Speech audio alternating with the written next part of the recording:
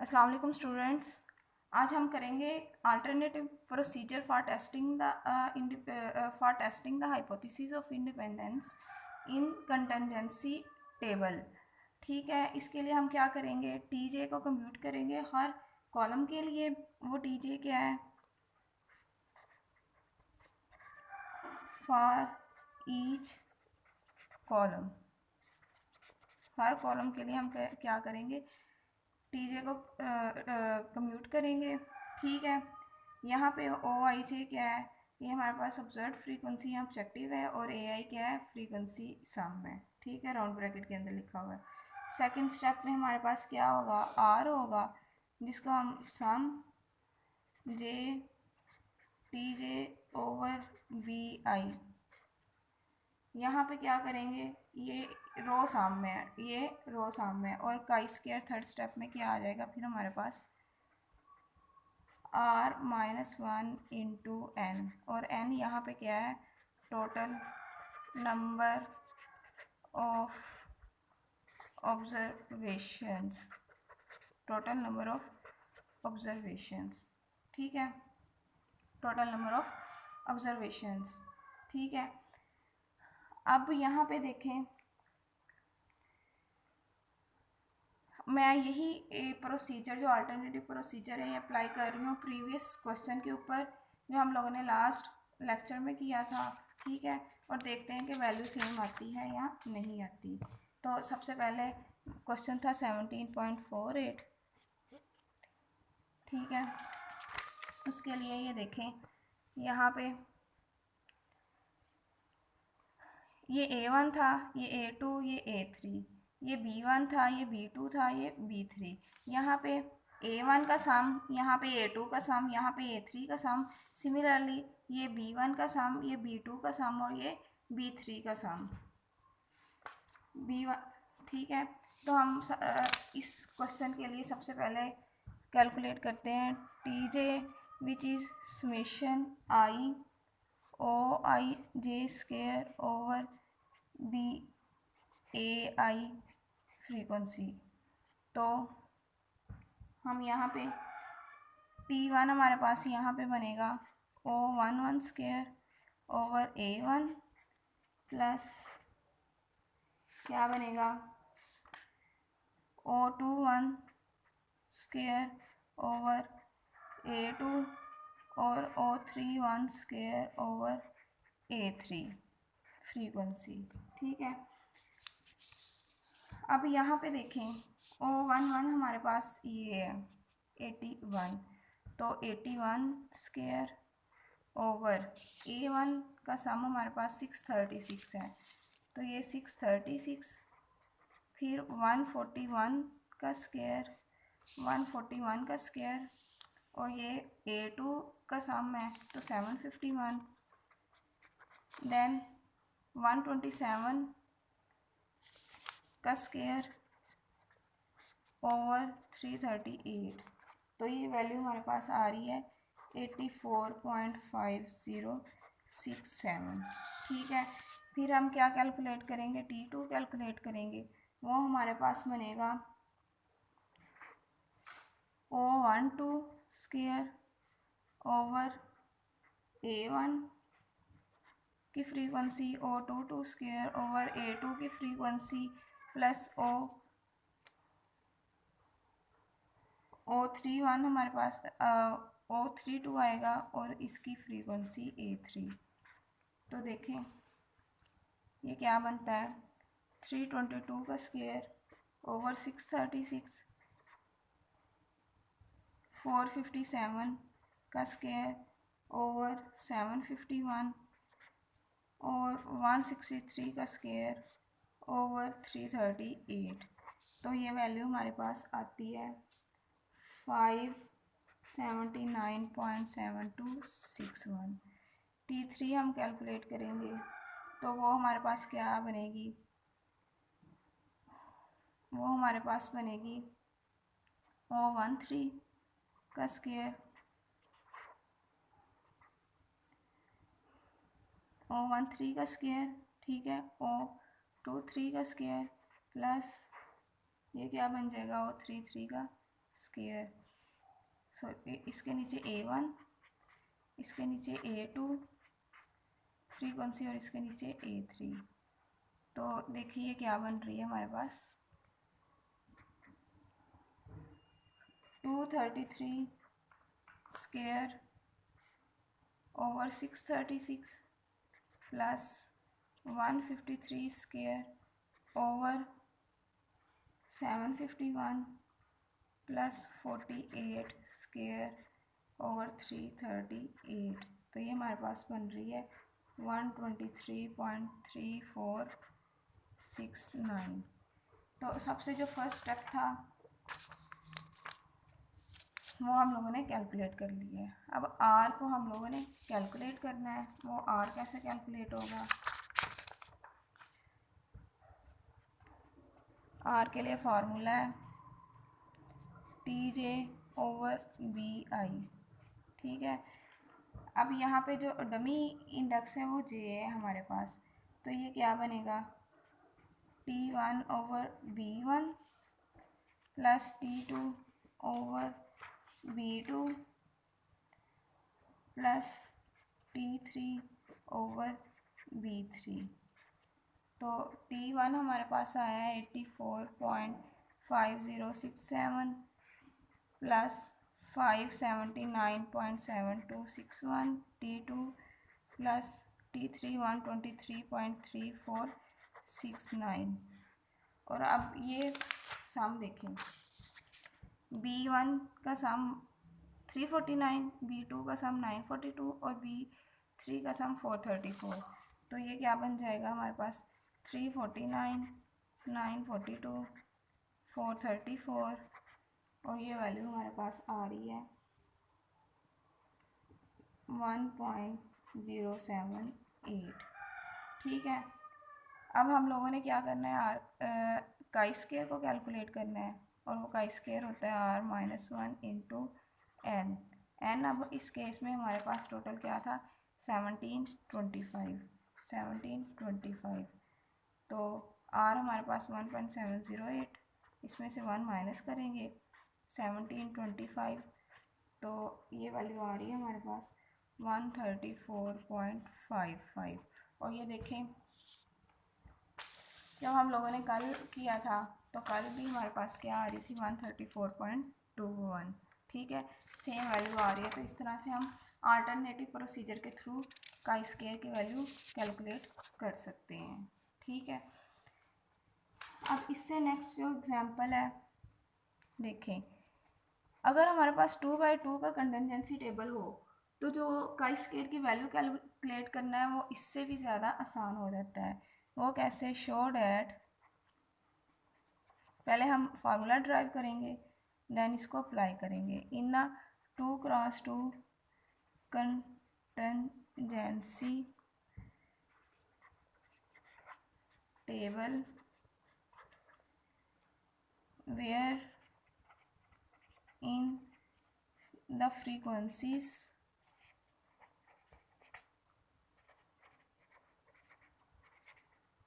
Are, frequencies क्या है A, B, C, D, the value of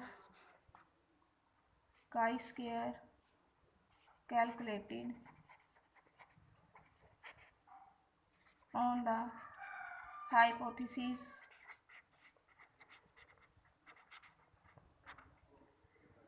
of independence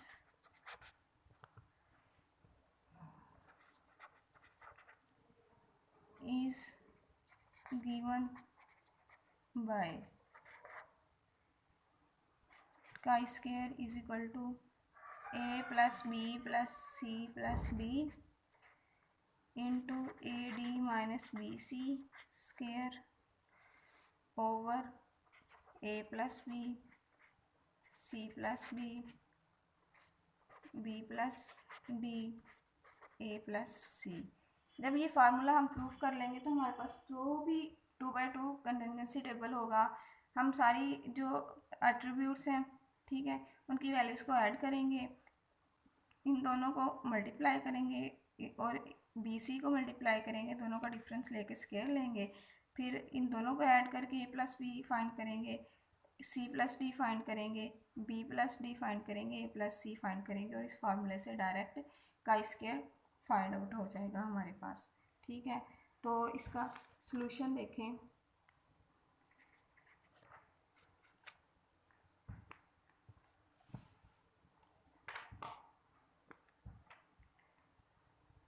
अब हमारे पास क्या चीज़ है,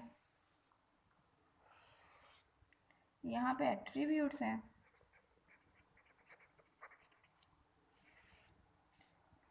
A1 A2 और टोटल यहाँ पे भी एट्रीब्यूट्स हैं, वो क्या है V1 V2 और यहाँ पे क्या है टोटल।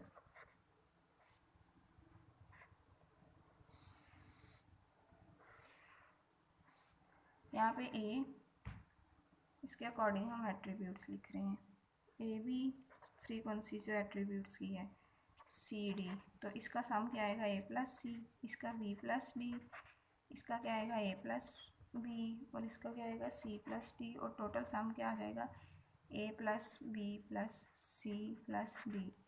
जो प्रीवियस प्रोसीजर हम लोगों ने पढ़ा था, ठीक है, उसी को अप्लाई करते हुए हम ये का स्क्वायर का फार्मूला ड्राइव करेंगे। उसमें क्या होता था, यहाँ पे हमारे पास ऑब्जर्व्ड फ्रीक्वेंसीज होती थी, यहाँ पे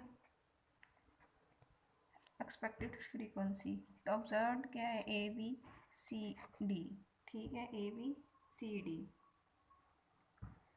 और यहाँ पे हम कैसे लेते थे, यहाँ पे हम फ्रीक्वेंसी लेते थे, अगर ए सेल है हमारे पास तो इसके सम को इसके सम के साथ मल्टीप्लाई करते थे, ठीक है, और एन पे डिवाइड करते थे, तो ये क्या आ जाएगा a plus C into A plus b over A plus B plus C plus d. Similarly अगर बी सेल की बात की जाए तो बी सेल के लिए सम क्या होगा बी प्लस डी और ए प्लस बी, तो a plus b into b plus D over A plus B plus C plus d.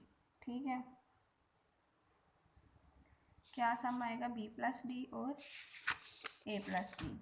सी के लिए, सी सेल के लिए हमारे पास क्या होगा ए प्लस सी और इधर से c plus d, a plus c और क्या होगा सी प्लस डी ओवर ए प्लस बी प्लस सी प्लस डी, और इसके लिए क्या होगा b plus d into c plus D over ए प्लस बी प्लस सी प्लस डी। ठीक है, इसके बाद हम क्या करते थे, ऑब्जर्व्ड फ्रीक्वेंसी में से इसको माइनस कर देना है, माइनस करने के बाद स्क्वायर लेंगे और फिर इसी से डिवाइड करेंगे, तो वो क्या बनेगा हमारे पास a minus a plus C into A plus b over A plus B plus C plus d का square divided by a plus C into A plus b over A plus B plus C plus d. Similarly यहाँ पे क्या आएगा b minus a plus B plus D over A plus B plus C plus d whole square, और divide क्या करेंगे इसी expected frequency के साथ डिवाइड कर देंगे। Similarly c minus a plus C plus D over A plus B plus C plus d whole square divided by a plus C plus D over A plus B plus C plus d. Similarly यहाँ पे d minus b plus d c plus D over ए plus B plus सी plus D, और यहाँ पे b plus d c plus D over ए plus B plus सी plus D, ये आ गया। ठीक है, अब मैं एक आपको कैलकुलेट करके बता देती हूँ। ठीक है, मैं ये कैलकुलेट करने लगी हूँ, a minus a plus C into A plus b over A plus B plus C plus d whole square divided by a plus c A plus D over A plus B plus C plus D. तो ये क्या बनेगा, a square plus a B plus a c plus a D minus a square minus a b minus a c minus B C whole square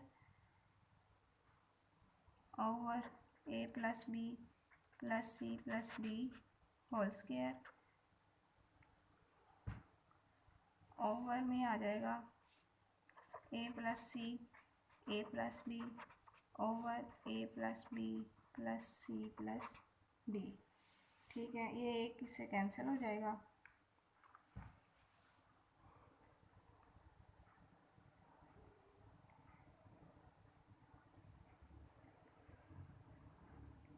ये एक जो है ये इससे कैंसिल हो जाएगा।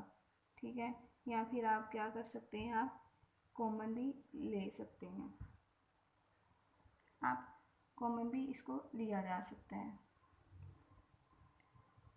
तो देखें, ए स्क्वायर से ए स्क्वायर कैंसिल, ए बी से ए बी कैंसिल, ए सी से ए सी कैंसिल, और हमारे पास क्या बचेगा, a D minus B c square over A plus B plus C plus d into A plus c और ए प्लस डी। ठीक है, इसी तरह आप बाकी को सिंप्लीफाई करें तो हमारे पास क्या बनेगा, जो काई स्क्वायर होता है वो होता है जितनी भी ऑब्जर्व्ड फ्रीक्वेंसीज हैं। ठीक है, उसके लिए ये वाला फैक्टर,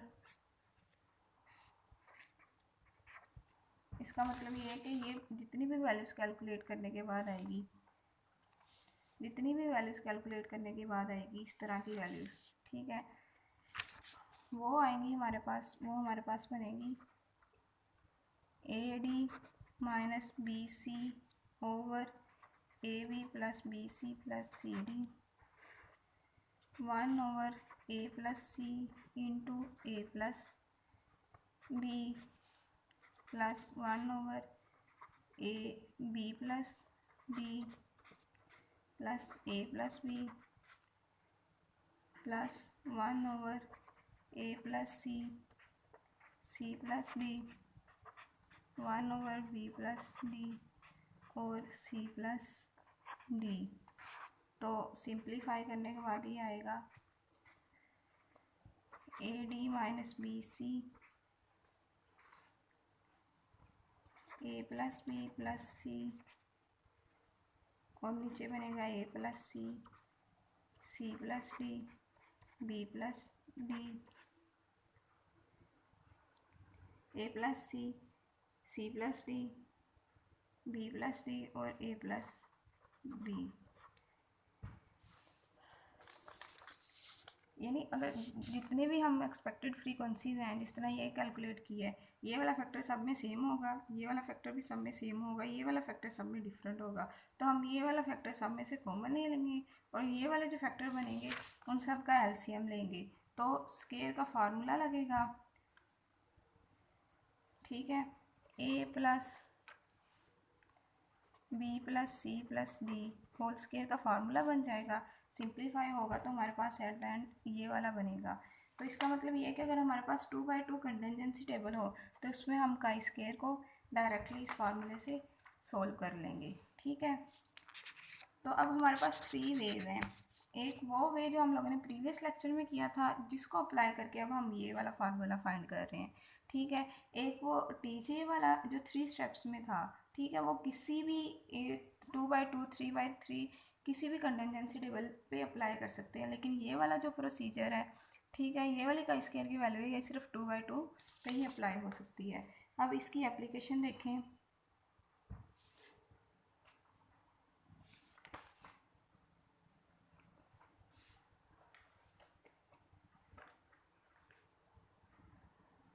17.42 का B part, the following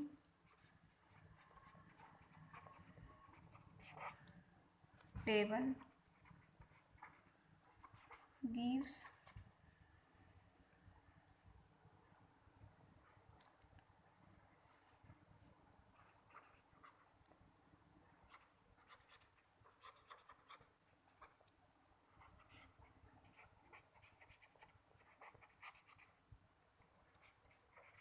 test the hypothesis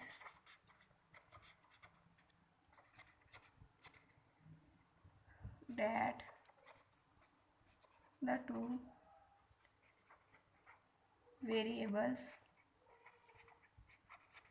of classification are independent। वो क्या है हमारे पास,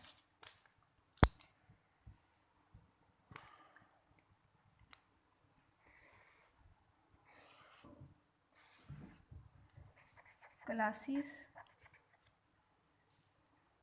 हाई यील्डर्स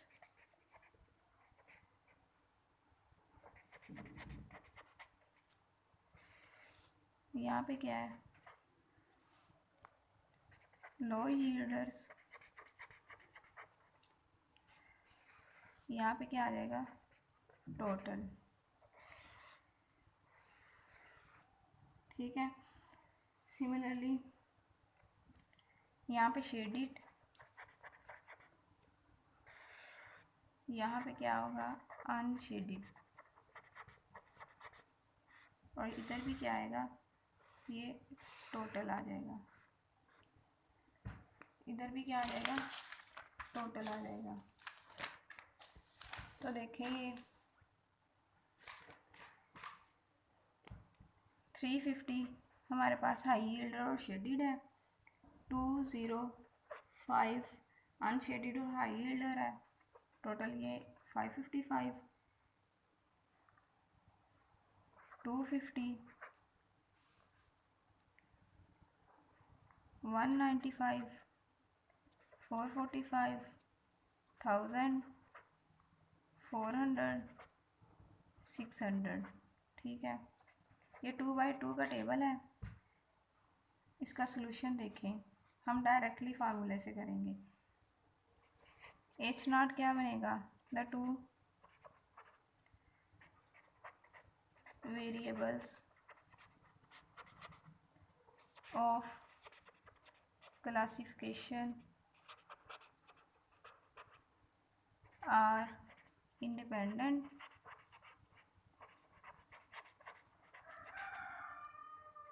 और H1 क्या बनेगा, the two variables of classification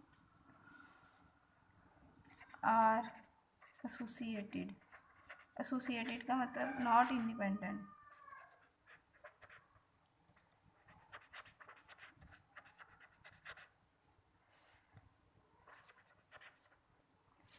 second step में हम अल्फ़ा 0.05 चूज़ कर रहे हैं और R-1 C-1। अब देखें 2/2 का टेबल है, R भी हमारे पास 2 है, C भी हमारे पास 2 है, तो क्या बनेगा, 2 - 1 2 - 1, तो ये 1 डिग्री ऑफ फ्रीडम आ गया। का स्केयर हमारे पास अल्फ़ा R-1 C-1, तो ये बनता है 0.05, 1 के साथ ये वैल्यू हमारे पास आती है 3.84। थर्ड स्टेप में हम क्या करेंगे, काई स्क्वायर फाइंड करेंगे। वो किस फार्मूले से, A D minus B C whole square over A plus B plus C plus D over क्या आएगा हमारे पास। अभी हम लोगों ने देखा है इस फार्मूले के through A plus C, C plus D, B plus D और ए प्लस बी। तो अब इसको देखें, ये हमारा ए है, ये हमारा बी है, ये सी है, ये डी है, ये ए प्लस बी का सम, ये सी प्लस डी का सम, ये ए प्लस सी का सम, ये बी प्लस डी का सम और ये total sum A plus B plus C plus D. तो ये हमारे पास आती हैं values 1000 into 350 multiply by 195 minus 205 multiply by 250 whole square. ठीक है, ये A plus B plus C plus D, ये A D minus B C whole square over, ये देखें ए प्लस सी का सम क्या है 600, बी प्लस डी का सम 400, ए प्लस बी का सम 555 और सी प्लस डी का सम क्या है 445। ठीक है, तो ये वैल्यू कैलकुलेट होने के बाद हमारे पास आती है 4.8756। ठीक है, फोर्थ स्टेप देखें, अगर इसके ग्राफ को देखें,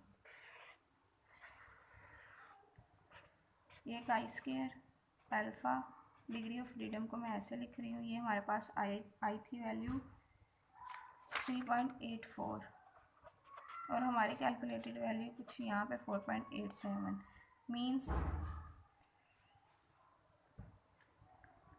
ग्राफ को देखें तो यहाँ पे ये टेबुलेटेड वैल्यू आ रही है और यहाँ पे ये हमारी जो कैलकुलेटेड वैल्यू है वो आ रही है। तो ये किस में फॉल करी है, क्रिटिकल रीजन में।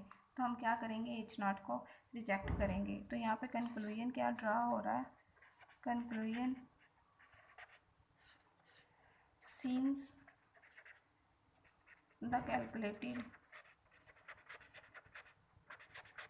Value falls in critical region, so we accept H1, which that is the two variables of classification